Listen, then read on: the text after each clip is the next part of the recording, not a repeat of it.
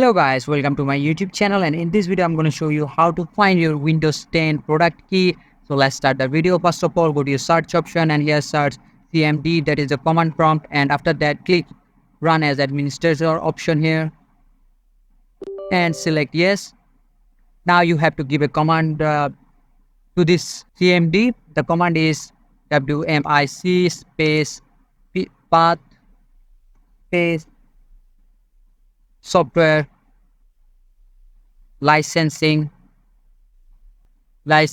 service space G space get space OA capital letter PX O capital letter original product key and press enter.